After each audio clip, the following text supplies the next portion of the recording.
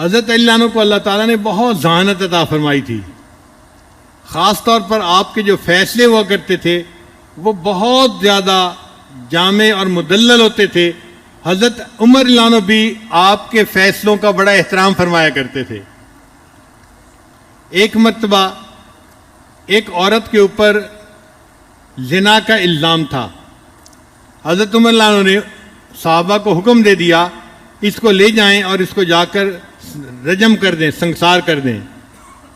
تو صحابہ اس کو لے کے جا رہے تھے، ادھر سے حضرت علی عنہ آ گئے. انہوں نے اس عورت سے پوچھا کہ کیا ہے؟ اس نے بتایا کہ مجھ سے یہ گناہ ہوا ہے اور مجھے سنسار کرنے کے لیے لے کے جا رہے ہیں. حضرت علی عنہ نے صحابہ کو فرمایا کہ تم اسے نہیں لے جا سکتے، اس کو واپس لے آؤ اور آؤ ہم امیر المومنین سے بات کرتے ہیں. چنانچہ جب آئے تو امیر المومنین سے انہوں نے کہا امیر المومنین آپ نے حکم دیا؟ فرمایا ہاں میں نے حکم دیا ہے کہ اس کو رجم کر دو، اس نے گناہ کا اقرار کر لیا ہے. حضرت علی عنہ نے فرمایا امیر المومنین آپ اس کو رجم کا حکم اس لیے نہیں دے سکتے کہ یہ عورت حاملہ ہے اور عورت جب تک حاملہ ہو اس کو رجم نہیں کیا جا سکتا. اگر عورت کو رجم کیا جائے گا تو جو بچہ پیٹ میں پرورش پا رہا ہے وہ ویسے ہی مر جائے گا. تو یہ ناحق قتل کی شریعت اجازت نہیں دیتی. اتنا انتظار کرنا پڑے گا کہ بچہ پیدا ہو جائے اور عورت اس وقت سنسار کی جائے. تو حضرت عمر رضی اللہ عنہ نے فرمایا لولا علی لہلک عمر، اگر علی نہ ہوتے تو عمر تو ہلاک ہی ہو جاتا.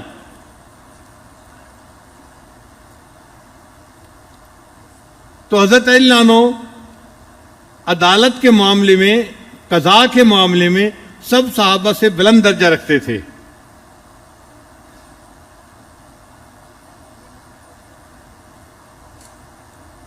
ایک مرتبہ حضرت علی رضی اللہ عنہ، حضرت ابوبکر صدیق رضی اللہ عنہ، حضرت عمر رضی اللہ عنہ تینوں جا رہے تھے.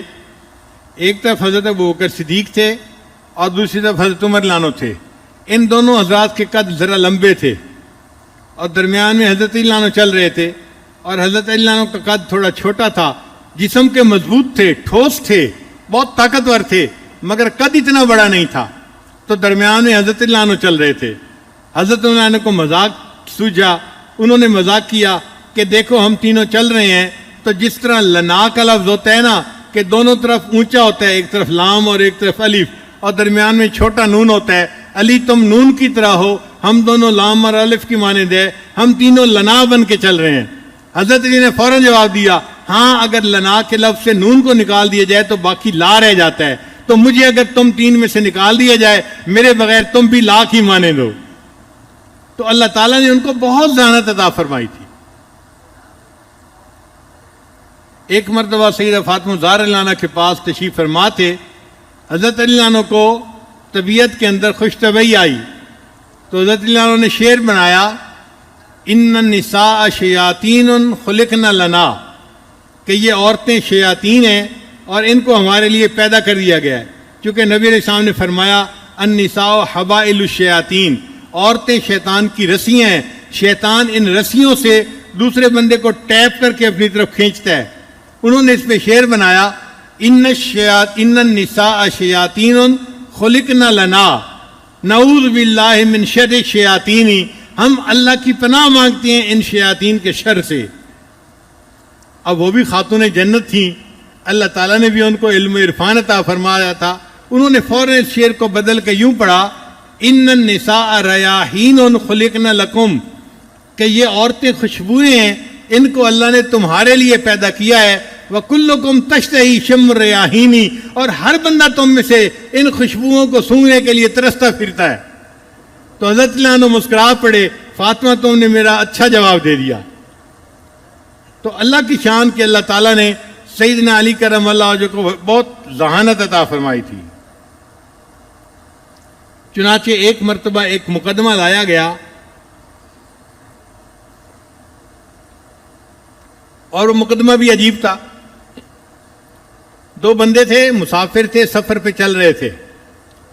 کھانے کا وقت ہوا تو ایک نے اپنی 5 روٹیاں نکالیں اور دوسرے بندے نے اپنی 8 روٹیاں نکالیں اور مل کے کھانے لگے.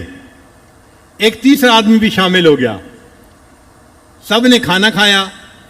کھانا کھانے کے بعد جو تیسرا بندہ تھا اس نے 8 دینار دیے روٹیوں کے بدلے میں. اب جس کی 5 روٹیاں تھیں وہ کہتا تھا کہ 5 دینار میں لیتا ہوں اور جس کی 3 روٹیاں ہیں وہ 3 دینار لے لے. مگر 3 دینار والا جھگڑا کر رہا تھا, نہیں مجھے زیادہ چاہیے. اب یہ مقدمہ حضرت علی عنہ کے پاس آیا. حضرت علی عنہ نے اس 3 والے کو فرمایا بھائی یہ تمہیں 3 دینار دے رہا ہے, تم لے لو, تمہارا اس میں فائدہ ہے. اس نے کہا نہیں جی نہیں, مجھے تو عدل انصاف چاہیے, اپنا حصہ چاہیے. جب اس نے زیادہ کہا تو حضرت علی عنہ نے فرمایا پھر میں جو انصاف کروں گا تم اس کو قبول کرو گے؟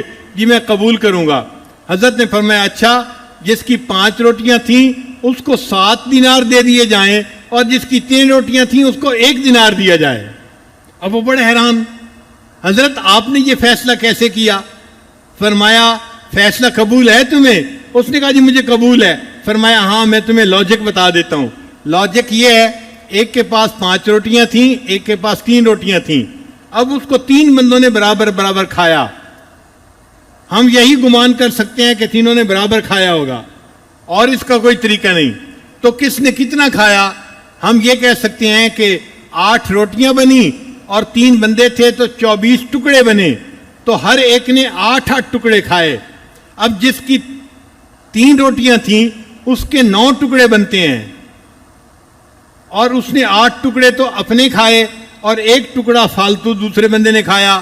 اور جس کی 5 روٹیاں تھیں اس کے 15 ٹکڑے بنے, 5 تیے 15, اس میں سے 8 اس نے کھائے اور 7 ٹکڑے دوسرے نے کھائے. لہذا میں نے فیصلہ یہ کیا کہ 7 دینار اس کو دے دیے جائیں اور 1 دینار اس کو دے دیا جائے.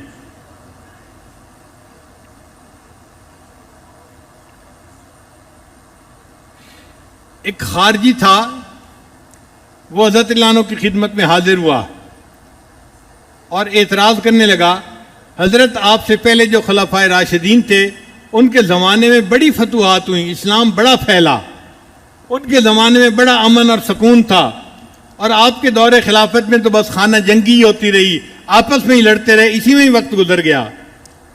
حضرت علی عنہ نے اس کی بات سنی اور فرمایا کہ دیکھو جو مجھ سے پہلے خلفائے راشدین گزرے ان کے مشیر ہم تھے اور ہمارے مشیر تم ہو, اس لیے ان کے زمانے میں فتوحات ہوئیں اور ہمارے زمانے میں خانہ جنگی میں ہی وقت گزر گیا. ایسا جواب دیا کہ وہ بندہ منہ لٹکا کے چلا گیا.